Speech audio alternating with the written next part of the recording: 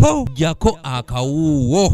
Nolwekyo enguzi kintu kinene nnyo. Obuli bw'enguzi bye bimu ku bintu ebisinga okuza eggwanga emabega wabula nga wano mu ggwanga lyattu enguzi esinga kwegirisiza mu bitongole bya gavumenti olw'okwagala okufuna n'okugaba empeereza ey'amangu. Mbadde ndudde ebbanga nga nfuna complaint okuva mu bantu wano incharge wa maternity ajja ku bantu ssente era oba tomuwadde ssente tasobola kukolako kati olwaleero nampa era nenzija ekyomukisa omubi nsanza addusi naye nenkubira mukama waabwe DHO ajje abeerewo nange. Bwe gutuuka ku by'obulamu kiyitirira olw'amalwaliro ga gavumenti okujjulamu enguzi ne batandika okusasuza abalwadde ensimbi ze batalina kubajjako ekiviiriddeko bangi okufiirwa obulamu bwabwe olw'okulemererwa okusasula ensimbi ezibasabibwa abasawo kyokka nga amalwaliro gano baba basuubirayo obujjanjabi bwa bwereere.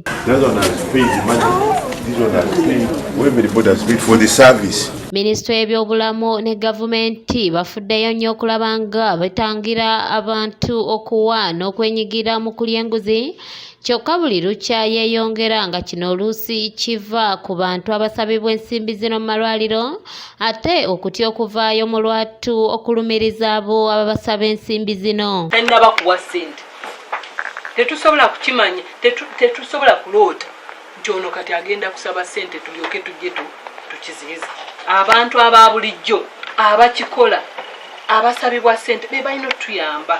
Dr. Diana Atwine ngono ye muwandiisi w'enkalakkalira mu minisitule y'ebyobulamu era agamba nti bakola ekisoboka okulaba nga enguzi eggwaawo mu malwaliro ga gavumenti kyokka ate ne basitukiramu okugenda mu malwaliro gano olwo abasawo bakyusa embeera kyokka we bavaawo ne batandika okukanda abalwadde ensimbi. Ate tetusobola kuvaayo ne tutuula wali ne tulinda omuntu asabe ssente. Nze bwe ntuuka mu ddwaliro tewali muntu olunaku olwo buli omu afuna obuweereza bwa bwereere tewali asaba ssente. Baba balowooza nti nzize kukwata muntu naye twagala ekintu kino kya corruption ffenna mutuyambe tukwatire wamu ffenna kubanga tetusobola kumonitoringa abantu eyo mu busenge gye batuula ne bajjako abantu ate n'abantu baffe abawa ssente tebatubuulira ani asabye ssente. Wano Dr. Atwine wasinzidde n'asaba bannansi okuvaayo babayambeko nga baloopa omusawo yenna ababasaba ensimbi mu ddwaliro lya gavumenti bafune we batandikira. Etteeka lyaffe okukwata omuntu owa corruption okumukyajinga effectively weetaaga evidence. Hiyase tosobola ku prosecutinga muntu. So twetaaga nammwe abasobola okutuuka eyo aba interactinga n'abantu. Oli wakugamba kyamu sawa eno yasabye ssente kale katukoleko ne bwe kiba kyetaagisa ffe ssente tuzinoonya. Kyokka bannayuganda bennyamivu olw'engeri enguzi gye yeegiriisiza mu bitongole bya gavumenti eby'enjawulo ng'etandikira ku banene mu ggwanga we basinzidde ne basaba yenna akwatibwa akangavvulwe ng'amateeka bwe galagira.